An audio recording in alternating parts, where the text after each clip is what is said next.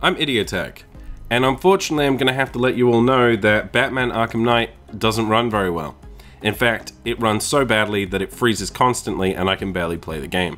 And it's a real shame, honestly. Now, I saw a lot of people reporting this on the Steam forums. I thought I'd wait and see for myself.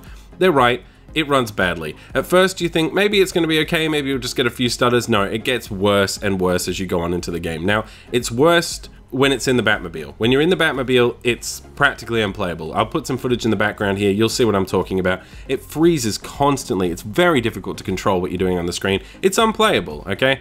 Now, the game, for those of you who don't know, is capped at 30 FPS, and we found that out as soon as we opened up the game for the first time. Although, strangely, when you run the benchmark, it isn't capped at 30 FPS and runs up to 60, which is an interesting choice. And when I was running the benchmark, it ran perfectly. No issues whatsoever. Steady 60 FPS the whole time. But as soon as I jump into the game, it drops from 60, because I uncapped it, down to 15. You know, I'm getting 10 to 15 FPS at points, and that makes a game like this, an action game, unplayable, honestly, and it's a real shame. Now, because the game does look good, honestly, it does seem quite fun initially, from what I've played so far. It seems like a good game. A lot of people are complaining about the visuals now. I'm not really in agreement there. I think it looks quite good.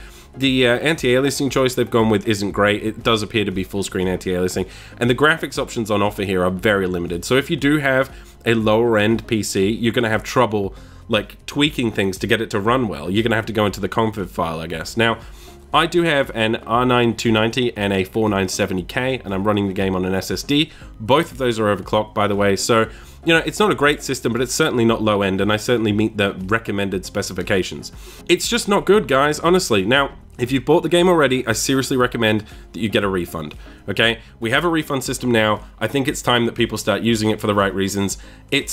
It's not an okay situation, you know? The developers shouldn't have released this game in this state. It doesn't run, it's unplayable, and it's just ruining their game, you know, for a lot of people. People are very hyped about this series. It's, you know, a very good series, arguably, and it's not okay. So if you are unhappy about this and you've bought the game, I seriously recommend you get a refund. Tell the developers with your wallet that it's not okay. For those of you who are considering buying it, hold off, wait for patches. I'm sure they'll fix this if people say no enough, you know? Tell people in the forums what your problems are, let other people know. It's important that we can stop as many people as possible from buying this game and giving the developer money when they don't release games that work, you know? I'm personally sick of this. Recently, every major release that has come out in the last like 6 months to 8 months has been awful. None of them run well, they're all terribly optimized ports. People are running 980s and Titans. They're running rigs that cost over 3 grand, and they can't compete with $400 consoles, you know? That's just not acceptable. It's lazy on the part of the developers. This game is incredibly expensive. The base game is $60 and the season pass is an additional $40. There's a ton of pre-order bullshit bonuses.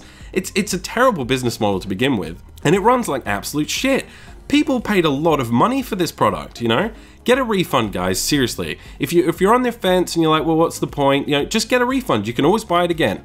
And for those of you considering it, just don't, okay? I know it's tempting, it does look like a pretty cool game, but just don't, alright? I will endeavor to continue to try and review this game. Hopefully that'll be out tomorrow or the day after. If you want to know what's going on with things, just follow me on Twitter and I'll let you know there. Okay guys, that's about all I have to say on this one. Unfortunately, another broken game on release.